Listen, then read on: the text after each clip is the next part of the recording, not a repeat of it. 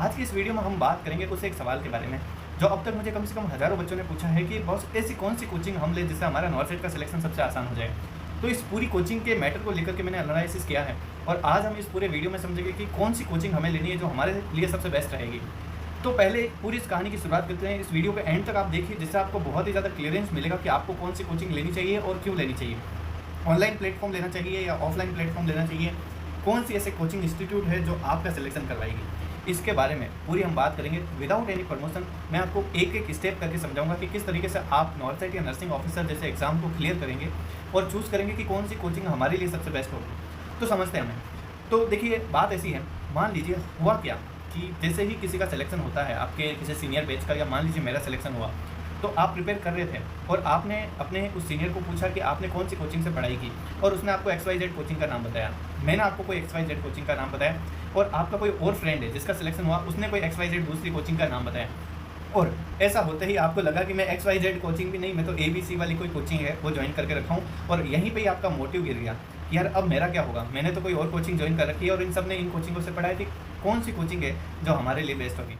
आज हम पूरी इस वीडियो में यही समझेंगे कि हमारे लिए कौन सी बेस्ट कोचिंग रहेगी जो हमें पहुंचाएगी एम्स की सीट तक, जो हमारा सिलेक्शन करवाएगी। कहानी की शुरुआत होती है ऐसे, मान लीजिए कि मैंने किसी कोचिंग से पढ़ाई की है और ऑलरेडी आप किसी और कोचिंग से पढ़ रहे हो जिससे मैंने नहीं पढ़ा है, या फिर यहाँ पर देखा जाए तो बहुत ही सारे ऐसे कोचिंग इंस्टीट्यूट हैं जो अपना नॉलेज डिलीवर कर रहे हैं, जो अपना कंटेंट है आपको शेयर करते हैं, जो अपने क्वेश्चंस बनाए हुए आपको भेजते हैं, जो आपको टेस्ट सीरीज प्रोवाइड करवाते हैं, जो आपको वीडियोस प्रोवाइड करवाते हैं। और उसके बाद भी कभी भी ऐसा नहीं होता कि एक ही कोचिंग से सारे सिलेक्शन हो। यानी कि यहाँ पे ये बात क्लियर हो जानी चाहिए कि सिलेक्शन होना या नहीं होना टोटली डिपेंड करता है आपके माइंडसेट पे कि आपने अपनी प्रिपरेशन को कैसे किया है। मैं आपको आज भी एक ही बात बोलूँगा कि देखिए कोचिंग मैटर करती है, ठीक है, आपका कंटेंट अच्छा होना चाहिए, जो भी आप टीचर से पढ़ रहे हो वो आपके लिए मोटिवेटिंग होना चाहिए, अपडेटेड नॉलेज होना चाहिए उसको पता होना चाहिए नॉर्सेट में क्या चल रहा है, क्या आता है क्या नहीं आता है। पता चले फालतू का ही पढ़ा रहा है तो फिर कोई मतलब ही नहीं है, या फिर पता चले ओनली थ्योरी पढ़ाई जा रही है, या फिर पता चले कि भाई बहुत ही बोरिंग पढ़ा रहा है जिससे बच्चे को समझ में नहीं आ रहा। और एक और चीज़ मैटर करती है, इंडिविजुअल इंटरेस्ट। मान लीजिए किसी टीचर को देख के जितना मुझे उसका ऑरा फील होता है या फिर जितना अच्छा कंटेंट मुझे उसका समझ में आता है, ज़रूरी नहीं कि आपको भी उसका उतना कंटेंट समझ में आए। तो ये भी होती है पर्सनल चॉइस कि भाई ये टीचर मुझे अच्छा लगता है, ये टीचर मुझे लगता है, और ये चीज़ बहुत ही ज़्यादा मैटर करती है आपके सिलेक्शन में। देखिए ओवरऑल अगर हम देखें तो आपका सिलेक्शन कब होगा, ये चीज़ कब तय करेगी, इस बात पे भी हमें चर्चा करनी है। हमें इस बात पे भी चर्चा करनी है कि मान लीजिए हमने कोई कोचिंग ले रखी है और वो कोचिंग आज तक किसी ने नहीं ली है।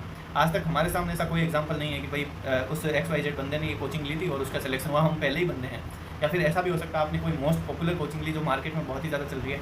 तो इन सबको समझते हैं, ठीक है। हमें ये डिसाइड करना है कि एक कोचिंग लेनी है या बहुत ही सारी कोचिंग्स करनी पड़ेगी, इन सब का फंडा समझते हैं। तो देखिए अगर मेरी माने तो लगभग सारी कोचिंग्स बेस्ट है, ठीक है। लेकिन जब भी आप कोई कोचिंग चूज़ करने जाओगे तब सबसे पहले मैं आपको एक ही सजेशन दूंगा कि जिस भी कोचिंग का नाम आपके दिमाग में आता है, आप सबसे पहले यूट्यूब पर जाइए और उस बंदे के या जो भी आपको टीचर पढ़ा रहा है उसके लेक्चर्स देखिए, फ्री वीडियोस देखिए। कई ऐप पे भी फ्री वीडियोस अवेलेबल होते हैं और आप पर्टिकुलर एक टॉपिक पढ़ लीजिए। मान लीजिए आपने डाइजेस्टिव सिस्टम पढ़ लिया, या फिर मान लीजिए आपने ECG पढ़ ली, या कोई भी एक वीडियो पढ़ लिया जिसमें एक पूरा टॉपिक है, और उस टॉपिक को वापस जाकर के उसके MCQ सॉल्व करिए। मान लीजिए आप PR यादव से कर सकते हैं, आप NCLEX से करिए। अगर आपने इन दो चीज़ों से कर लिया, या टारगेट हाई से कर लीजिए, जैसा आपको अच्छा लगा, आपके सामने कोई भी बुक है उसके क्वेश्चन करिए। आपको वहीं पे पता लग जाएगा क्या वो जो टीचर जिसने पढ़ाया है वो आपका वो टॉपिक क्लियर करने में माहिर रहा है, और क्या आपको वो टीचर का पढ़ाया हुआ पसंद आया है। ये दोनों चीज़ें होनी चाहिए, पढ़ाया हुआ पसंद भी आना चाहिए, और दूसरी ये है कि जो आपने पढ़ा है उस टीचर से, वो टीचर का पढ़ाया हुआ अप्लाई होना चाहिए और वो आपको समझ में आना चाहिए। इतना समझ में आ जाए, टॉपिक को इतना क्लियर हो जाए कि उसके आसपास के सवाल भी आपके सॉल्व हो जाए। अगर ये हो रहा है तो मैं आपको बोलूँगा, चाहे आपने कोई भी कोचिंग ली हो, चाहे छोटी से छोटी या बड़ी से बड़ी कोचिंग ली हो, आपका सिलेक्शन हो जाएगा। आपका सिलेक्शन हो जाएगा क्योंकि आपने टॉपिक क्लियर कर लिया है। देखिए नॉर्सेट इज़ नॉट अबाउट कि किसी ने पढ़ाया सेम आ गया, ऐसा नहीं होता। देखिए मान लीजिए 160 सवाल मेंस में आते हैं, तो 160 सवाल में से 70-80 सवाल तो ठीक है डायरेक्ट आ गए, तो 70 to 80 क्वेश्चन तो वो बंदा हर कोई इजीली कर लेता है। इजीली कैसे कर लेता है कि भाई प्री क्लियर करके गया है तभी मेंस में बैठा है, तो 70 to 80 क्वेश्चन तो इजीली वो कर लेगा। लेकिन वो 70-80 क्वेश्चन के बाद जो एक क्वेश्चन आता है वो उसके साथ गेम खेलता है, क्योंकि उसमें ऑप्शंस नए होते हैं, उसमें कहीं ना कहीं जो कंसेप्ट होता है उसको घुमा के वो पूछता है, कहीं ना कहीं कंसेप्ट नया भी होता है, कई बार वो किसी नई अपडेटेड चीज़ को पूछ लेता है। कई बार हमें लगता है कि ये जानकारी हमने कभी नहीं पढ़ी है, या कई बार लगता है पढ़ा है लेकिन इतना याद नहीं है, कई सारी ऐसी चीज़ें होती है जिसके कारण एट एंड जाकर के क्या होती है, सिली मिस्टेक्स, और उन्हीं सिली मिस्टेक से हमारा सिलेक्शन है जो रुकता है। क्योंकि मेंस कम से कम वही आप समझ लीजिए 7 से 10 सवालों पे टिका है। 7 सवाल से 10 सवाल आपके प्लस हुए तो आपके सिलेक्शन तय है, 7 से 10 अगर नेगेटिव हुए तो आपका सिलेक्शन गायब है। और लड़कों के लिए तो ये 2-3 सवालों पे, 4 सवालों पे ही टिका रहता है। तो ये समझिए कि मेंस के अंदर रैंक और एक्यूरेसी बहुत ही ज़्यादा मैटर करेगी, और ये रैंक और एक्यूरेसी तब आएगी जब आपने हर एक टॉपिक का कंसेप्ट अच्छे से पढ़ रखा हो। कंसेप्ट पढ़ने का मतलब ये है कि आपने किसी भी कोचिंग से पढ़ा है, वो कोचिंग का कंटेंट उस क्वेश्चंस को सॉल्व करवाने के लायक होना चाहिए। देखिए, मान लीजिए मैंने किसी XYZ कोचिंग से पढ़ा, फिर बच्चे ने मेरे को पूछा कि सर मैं कौन सी कोचिंग लूँ, है ना, और मैंने उसको बताया कि भाई मैंने ये कोचिंग ली, आप भी ये ले लो। देखिए, एक ये भेड़ चाल हमेशा होती है। होता क्या है, मान लीजिए आपके कॉलेज में से आपका कोई सीनियर है, किसी XYZ कोचिंग से निकला, और उस कोचिंग से निकलने के बाद में सभी जूनियर ने वही कोचिंग ले ली। 50-100 जितने भी जूनियर थे उन्होंने वही कोचिंग ले ली। आप बताइए, क्या उन 50 से 100 जूनियर जिन्होंने उसी को फॉलो किया था, क्या सिलेक्शन होगा? सबका सिलेक्शन होगा? नहीं होगा, नहीं होगा ना। और कई बंदे ऐसे भी होंगे जो बहुत ही अच्छा पढ़ रहे होंगे, उस सीनियर से भी अच्छा, लेकिन उस कोचिंग से फिर भी सिलेक्शन नहीं होगा। तो हम ये तो बात श्योर है कि भाई ओनली कोचिंग का potential is not enough to clear not set, ठीक है। हाँ, बंदे में दम होना चाहिए। बंदे में दम कितना होना चाहिए कि जो टीचर ने पढ़ाया है उसको वो पढ़े, और उससे एग्ज़ाम में आने वाला हर सवाल उस टॉपिक का वो सही करके आए। अगर ऐसा है तो बंदा उस कोचिंग के लिए डिज़र्विंग भी है, और उस सीट के लिए भी डिज़र्व है जिसके लिए वो एग्ज़ाम दे रहा है, ठीक है। क्योंकि नॉर्थ सेट कहीं ना कहीं आपको घुमा फिरा के 5-6 सब्जेक्ट पे ही घुमाएगा। देखिए, होता क्या है, आप घूम फिर के देखोगे कि ऐसा तो नहीं है ना कि 160 में से 160 सवाल सही करने हैं। भाई अभी जहाँ तक का आंकड़ा है, 110 से 120 सवाल जिसके सही हो जाते हैं उसका सिलेक्शन हो जाता है, उसको एक एम्स मिल जाता है। तो हम कहीं ना कहीं बल्क टॉपिक्स पे फोकस करना चाहिए, या फिर कहा जाए तो बल्क सब्जेक्ट्स पे फोकस करना चाहिए। जिसमें कौन सी आती है? जिसमें आती है पहले नंबर पे फंडामेंटल, दूसरे पे MSN, बाद में आता है पीडिया, साइकेट्रिक और OBC। अब एक चीज़ समझिएगा, ठीक है, मैं आपको ले जाता हूँ यहाँ पे, ये 5 सब्जेक्ट जो आप यहाँ पर देख रहे हो, इसमें से एक फंडा यहाँ पर ऐसा है कि फंडा और MSN आपको हमेशा साथ पढ़नी है, क्योंकि इन दोनों के क्वेश्चन से कम 50 से 60 क्वेश्चन मिलजुल के घुमा फिरा के आएंगे, और आपका पूरा दिमाग यही खाएंगे, MSN और फंडा।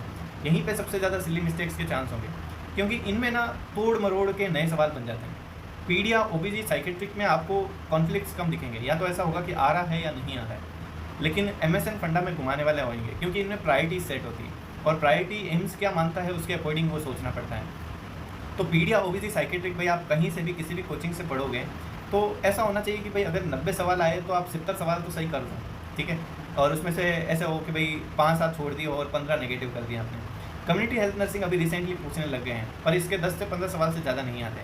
10 से 15 में से आप 5 से 7 सवाल अपने IQ पे बेस्ट कर सकते हो। मैंने देखिए कई बच्चे ऐसे बोलते हैं कि सर आप बोलते हो कि कम्युनिटी नहीं पढ़नी चाहिए, नॉर्थ सेट के लिए इतनी इंपॉर्टेंट नहीं है। मैं आपको यही बोलूँगा, ना मैंने नॉर्थ सेट 7 में कम्युनिटी पढ़ी, ना नॉर्थ सेट 8 में कम्युनिटी पढ़ी, दोनों में ही मैंने कम्युनिटी नहीं पढ़ी, फिर भी सिलेक्शन हुआ है। मैंने सिर्फ इन 5 सब्जेक्ट पे फोकस किया है। हालांकि पढ़नी चाहिए थी कम्युनिटी, ऐसा नहीं है, ठीक है, हाँ, बट बहुत ही सारे सर्कमस्टांस, जैसे भाई नॉर्थ सेट 7 में इतना समय नहीं था क्योंकि just 4th year pass out किया था, और नॉर्थ सेट 8 में विद जॉब करना था, तो चैलेंज भी बहुत ही सारे थे। और बाकी ये जो आप सब्जेक्ट 5 देख रहे हो, ये भी ग्रंथ से कम तो नहीं है, तो इनका लफड़ा रहता है। अब देखिए, ओवरऑल कोई भी कोचिंग जो इन 5 सब्जेक्ट को, 6 सब्जेक्ट को अच्छा पढ़ा सकती है, वो आपको सिलेक्शन दे सकती है। यानी कि वो कोचिंग अगर इन 5 सब्जेक्ट को अच्छा पढ़ा रही है, मतलब वो कॉम्पिटेंट कोचिंग है, वो आपका सिलेक्शन करवा देगी, यानी कि वो सही राह पर चल रही है। तो आप ये चीज़ ज़रूर देखिएगा कि ये 5 सब्जेक्ट या 6 सब्जेक्ट किसी कोचिंग के अच्छे हैं या नहीं है। अब अच्छे हैं या नहीं है ये कैसे डिसाइड करना है? क्योंकि देखो ऐसा होता है, आप अगर मेरे को पूछोगे ना, मेरे को सच में ऐसी इस चीज़ से बहुत ही ज़्यादा बुरा लगता है कि अगर कोई बंदा ये पूछता है कि बॉस आपने कौन सी कोचिंग ली, मैं भी वो ले लेता। मैं ये इसलिए बोल रहा हूँ आपकी भलाई के लिए, क्योंकि ज़रूरी नहीं है कि जिस कोचिंग से मेरा सिलेक्शन हुआ उससे आपका सिलेक्शन होगा, और जिस कोचिंग से मैंने पढ़ा है उस कोचिंग में भी कई सारे ड्रॉबैक हो सकते हैं, उस कोचिंग में भी कई सारी ऐसी प्रॉब्लम्स हो सकती है जो मैंने अपनी प्रिपरेशन के दौरान फाइंड आउट की हो, और फिर मैंने उनको सुधार किया अपने से, है ना। तो एट एंड तो मेरे अपने एफर्ट ही काम आ रहे हैं, तो फिर आप वो मिस्टेक कर दोगे, आप हर एक स्टेप पे तो उस चीज़ को समझ नहीं सकते। तो कोचिंग डिसाइड करना मैं आपको बोलूँगा कि हमेशा आपके हाथ में होना चाहिए, और प्लीज़ प्लीज़ प्लीज़ आप इस चीज़ की सलाह बहुत ज़्यादा नहीं लें। इसमें सिर्फ 20 से 30% आपको सलाह लेनी है कि मुझे कौन सी कोचिंग लेनी है। 50 to 70% डिसीजन आपका होना चाहिए कि आपको कौन सा टीचर अच्छा लगता है, आपको किसके वीडियोज़ अच्छे लगते हैं। ये बहुत ही ज़्यादा इंपॉर्टेंट है आपके सिलेक्शन के लिए, और मैं गारंटी ले रहा हूँ अगर आपने इस चीज़ को फॉलो किया और आपने अपने ऊपर कॉन्फिडेंट रह के, अपने डिसीजन पे दृढ़ निश्चय रह के टिक करके पढ़ाई कर ली उस पर्टिकुलर कोचिंग से, तो यहाँ समझ लीजिए कि आपकी सीट पक्की है। आप उस कोचिंग का नाम रोशन करोगे, वो कोचिंग आपका नाम रोशन नहीं करवाएगी, है ना। बाकी जहाँ तक है एक्सप्लोर, ये एक तरीका बहुत ही अच्छा है एक्सप्लोर करना। एक्सप्लोर क्यों करना कि कई बार ऐसा होता है ना कि एक दुकान पे सारी सब्जियां अपन को अच्छी नहीं मिल सकती, तो अपन क्या कर सकते हैं भाई, टमाटर कहीं ऐसे जहाँ अच्छे से मिले वहाँ से ले लिए, जहाँ से हमको आलू अच्छे मिले वहाँ से ले लिए, जहाँ पर हमें संतरे अच्छे लगे वहाँ से वो ले लिए। लेकिन इस तरीके में हमें थोड़ा सा अपना दिमाग लगाना पड़ता है। दिमाग कैसे कि मान लीजिए आप 4-5 दोस्त हैं, सबके पास अलग अलग हो सकता है, सबकी इंडिविजुअल चॉइस यहाँ पर अलग अलग हो सकती है, सबके पास अलग अलग कोचिंग हो सकती है, सबके पास अलग अलग नोट्स भी हो सकते हैं। आप एक्सप्लोर करो। लोग बोलते हैं कि भाई आप कंफ्यूज हो जाओगे, क्यों अलग अलग जगह का कंटेंट पढ़ते हो, लेकिन मैं आपको एक बोलूँगा, मेरी फर्स्ट ईयर से आदत है मेरे को मल्टीपल जगह से कंटेंट उठाना, वहाँ से एक्सप्लोर करना बहुत ही अच्छा लगता है। क्योंकि इवन ये हैबिट थी मेरी, हैबिट किस रिगार्डिंग कि जब भी मैं अपने कॉलेज टाइम में कोई प्रेजेंटेशन देता था, उस प्रेजेंटेशन में मैं अलग अलग स्लाइड से कंटेंट उठाता था, ट्राई करता था कि कुछ नई चीज़ों को ऐड करूँ। क्योंकि जितना अपना नॉलेज नया होगा, जितनी सारी अपनी चीज़ें नई होगी, है ना, या बोला जाए कि जितनी अपने कंटेंट में वैरायटी होगी, जितना टाइप का हम किसी टॉपिक को अंदर तक पढ़ेंगे, उतने ही ज़्यादा चांस होंगे कि कोई पर्टिकुलर क्वेश्चन हमारा ज़्यादा सही हो जाए, है ना। तो आज आपको मतलब इस चीज़ को समझना है कि हमें कोचिंग कैसे डिसाइड करनी है। तो मैं अब जीरो से बताता हूँ आपको कि जब भी आपके दिमाग में आए कि हाँ मुझे आज नॉर्थ साइड के लिए तैयारी करनी है, तो आप क्या करोगे। अब समझिए आप कि आज मेरे मन में ख्याल आया कि अब मेरे को नॉर्थ साइड की तैयारी करनी है और मुझे एक बढ़िया कोचिंग लेनी है। तो मैं क्या करूँगा, अपने सीनियर, जितने भी सीनियर हैं जिनका सिलेक्शन हुआ हो, उनसे पूछूंगा कि भाई आपने कौन सी कोचिंग ली, सबको एक पेपर पे लिखूंगा। मुझसे आप पूछ सकते हो मैंने कौन सी कोचिंग ली, मैं आपको बताता रहता हूँ, ठीक है। और बहुत ही सारी ऐसी कोचिंग्स है अभी, ठीक है, जो ट्रेंडिंग में बहुत ही अच्छी चल रही है। मैं आपको नाम ही ले लेता हूँ, मुझे कोई दिक्कत नहीं है, मैं किसी का प्रमोशन नहीं कर रहा हूँ, मैं आपको बता देता हूँ, ठीक है। जैसे भाई अगर आप जयपुर से बिलोंग करते हो तो वहाँ पे भी बहुत ही सारी कोचिंग्स है, जैसे कंसेप्ट आर्यन हो गई, जो पीडिया वाले सर है उनकी जीएनए हो गई, ठीक है, और डेम्स वाली हो गई। जोधपुर में जाओगे तो उत्कर्ष हो गई, जेडी वाली हो गई, एसएनए हो गई, और जिंक जोधपुर हो गई, ठीक है। और अगर दिल्ली साइड में जाए तो एनएनएल वाली हो गई, ठीक है, यानी कि और मेडगुरु हो गई। बहुत ही सारी, मैं एक दो के नाम भूल गया हूँगा, लेकिन मल्टीपल कोचिंग है, बहुत ही सारी कोचिंग्स हैं। कहीं ऐसी भी होगी जिनके मैंने नाम भी नहीं सुने, ठीक है, लेकिन बहुत ही, अब ऐसा तो नहीं है मैंने भाई हर जगह से पढ़ रखा है, ऐसा नहीं है, ठीक है, मैंने कुछ पर्टिकुलर जगह से ही पढ़ रखा होगा। अब आप सोचिए कि मुझे आप पूछोगे कि भाई एक्स वाली कोचिंग कैसी, और मैंने नहीं पढ़ी है, तो हाउ आई कैन रिव्यू, मैं कैसे जज कर सकता हूँ उस कोचिंग को, नहीं कर सकता ना। और मान लीजिए आपका कोई सीनियर है जिसने किसी और कोचिंग से की है, और आप जिस कोचिंग से कर रहे हो, आप पूछो यार बॉस मैंने तो वो कोचिंग ले रखी है, तो वो आपको अगर ये बोला नहीं वो अच्छी नहीं है, अरे वो कैसे डिसाइड कर सकता है अच्छी नहीं है। सिलेक्शन हो गया तो ये थोड़ी है कि भाई ये बता देगा कि वो कोचिंग अच्छी नहीं है, अच्छी है या नहीं है ये तो आप डिसाइड करोगे। मान लीजिए मेरा जिस कोचिंग से सिलेक्शन हुआ, या जिस कोचिंग में मेरा आप फोटो देख रहे हो, आप उस कोचिंग से सेलेक्ट हो जाओगे इसकी कोई गारंटी नहीं है।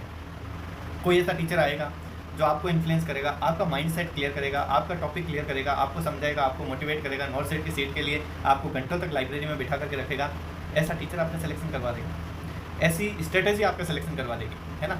तब जब आप में एक मोटिव आएगा। अब करना क्या है भाई, जितनी भी आपने ब्रांडेड कोचिंग्स के नाम सुन रखे हैं, सबके नाम पन्ने पे लिखना है, और जाओ उनके ऐप डाउनलोड करो, उनके फ्री वीडियोस देखो, ठीक है।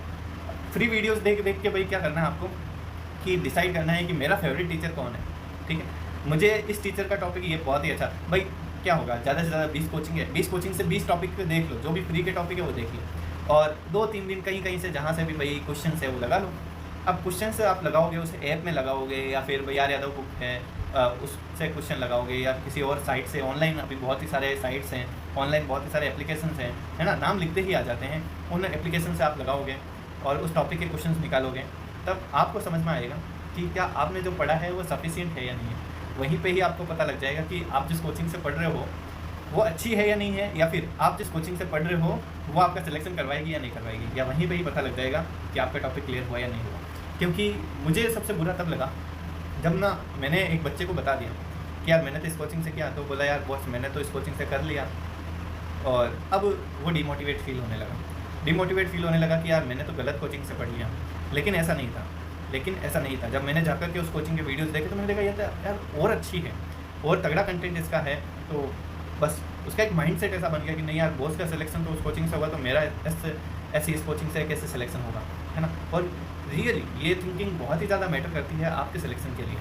अब हमें ये डिसाइड करना है कि हमें ऑनलाइन कोचिंग लेनी चाहिए या ऑफलाइन। तो मैं यहाँ पे कुछ क्राइटेरिया बता रहा हूँ, उन क्राइटेरिया को या तो आप एक पेज पे लिख लो, उस पेज में से जो फुलफिल होते हैं, अगर आपको लगता है कि हाँ ये मैं कर सकता हूँ तो आप ऑनलाइन पे जाओ, या ये नहीं कर सकता तो आप ऑफलाइन पे जाओ, ऐसा कुछ। तो हम समझते हैं पहले कि भाई हमें ऑनलाइन कोचिंग कब लेनी चाहिए। तो मैं आपको ये बोलूँगा कि अगर आप ऑनलाइन कोचिंग ले रहे हो, इसके ना कुछ क्राइटेरिया है जो पूरे फुलफिल होने चाहिए।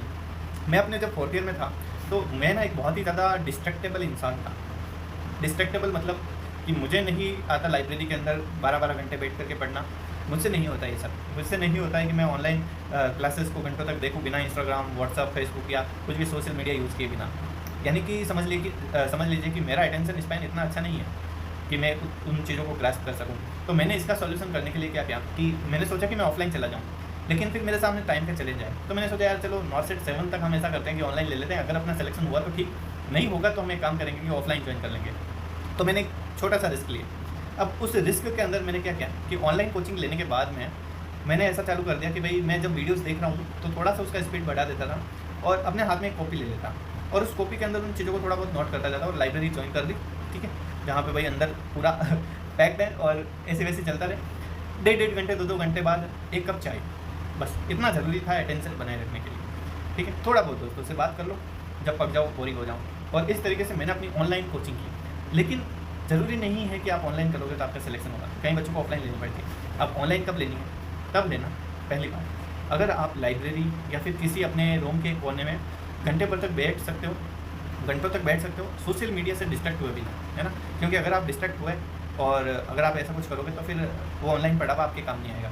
सेकंड चीज़, आप में हिम्मत होनी चाहिए कि आप जो भी कंटेंट है उसको रिटर्न राइट कर सको। लिखने का मतलब ये नहीं कि एक एक वर्ड हमें लिखना है। कई बार हमारे पास जीरोक्स होती है, तो उस जीरोक्स को कंसाइज करके भाई अगर 5-6 लाइन भी लिख रहे हो एक पन्ने की तो भी चलेगा, लेकिन आपके हाथ में एक पेन जरूर होना चाहिए और अंडरलाइन करने के लिए हाईलाइटर या कुछ पेन होना चाहिए, क्योंकि ये बहुत ही ज़्यादा ज़रूरी है आपके अटेंशन को बनाए रखने के लिए। क्योंकि जितना प्यारा अटेंशन होगा टॉपिक उतना जल्दी क्लियर होगा। और प्लीज़ ऑनलाइन पढ़ो तो ऐसे नहीं कि 2x में देख रहे हो कुछ समझ में ही नहीं आ रहा, 4x पे देख रहे हो कुछ समझ में ही नहीं आ रहा। उस स्पीड से देखो जिस स्पीड में आपको टॉपिक क्लियर हो रहा है। कई बार ऐसा होता है कि कोई टॉपिक 3x पे भी देख लेते हैं तो भी समझ में आ जाता है, और कई बार ऐसा होता है कि 1x पे देखते हैं तो भी 2 बार देखना पड़ता है। ये आपके मेमोरी के ऊपर है, ये आपकी IQ के ऊपर है कि आप चीज़ों को कितना अच्छे से परसीव कर सकते हो, है ना। अब इंडिविजुअल डिफरेंस यहाँ पे तो आएगा ना भाई, कि कोई ज़्यादा अच्छे से झेल लेता है कोई चीज़, कोई किसको टाइम लगता है। तो यहाँ पे क्या होगा कि इन सब चीज़ों को देख करके ही आपको वो देखना है, और आपको कोर्स कौन सा लेना है उसके लिए आप हर कोचिंग का रिव्यू करोगे, है ना।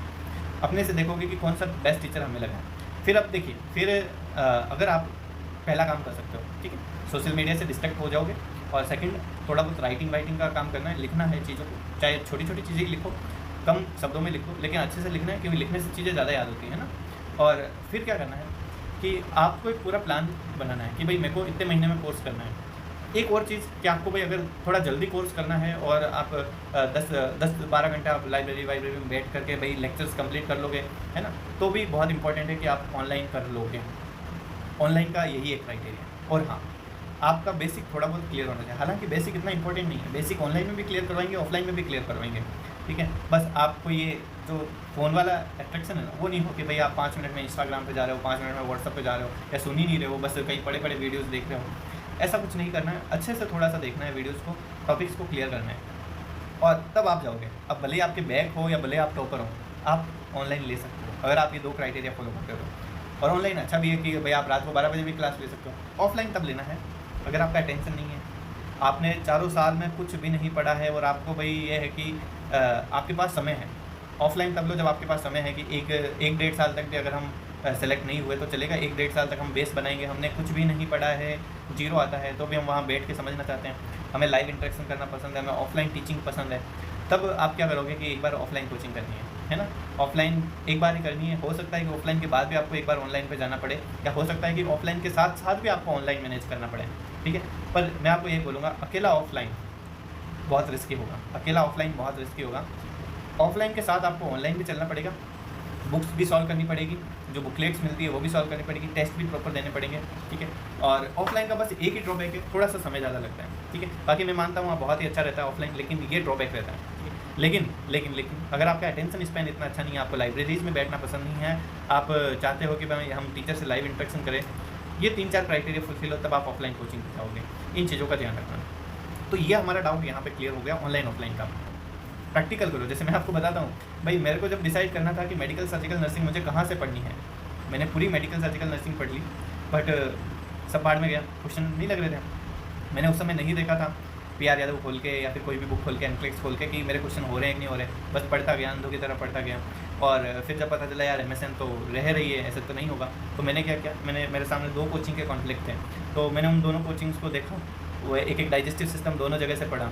तो मैंने देखा यार ये वाली जो कोचिंग है इससे मेरे क्वेश्चन सारे सॉल्व हो रहे हैं, तो फिर मैंने कहा कि चलो मैं ये कोचिंग ले लेता हूँ। फिर मैंने उसको फॉलो किया, पर उसमें भी चलो ठीक है, मैं टाइम पे देखता गया कि क्या ये सिस्टम भी इसका बेस्ट है, ये सिस्टम भी बेस्ट है, ठीक है। तो इस तरीके से आपको करना है, ठीक है। बट मल्टीपल कोचिंग्स आपको तभी मिल पाएगी जब आपके अच्छे फ्रेंड सर्कल होंगे और सबके पास वैराइटीज़ होगी, तो सबसे थोड़ी बहुत बना करके रखना है, ताकि वो आपके सब्सक्रिप्शन पे इधर उधर शेयर करे, क्या पता लाइब्रेरी में आप लोग साथ ही बैठो तो थोड़ा शेयरिंग का काम हो जाए।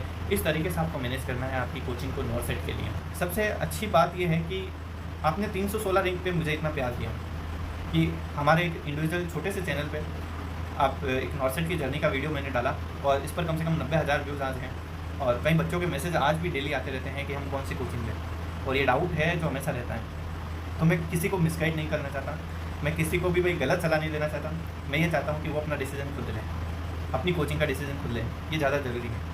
क्योंकि अगर मैं बताऊंगा उस रास्ते पे ही आप जाओगे तो कोई सक्सेस की गारंटी नहीं है। बाद में आप मुझे ही गालियाँ दोगे कि यार इससे तो मेरा सिलेक्शन हुआ ही नहीं, या अपने आप को ब्लेम करोगे कि हमने पढ़ा नहीं ढंग से या हम में कमी है। नहीं, जिस दिन आप ये सेल्फ डिसाइड करना सीख जाओगे कि मेरे लिए क्या सही है क्या गलत है, तब आप इस केपेबल हो जाओगे कि पेशेंट के लिए क्या सही है क्या गलत है। तब आप एक सच्चे बहुत ही ईमानदार नर्स बन पाओगे, और तब आप एक नर्सिंग ऑफिसर बन पाओगे, और तब एम्स आपको चुनेगा, आप एम्स को नहीं चुनोगे।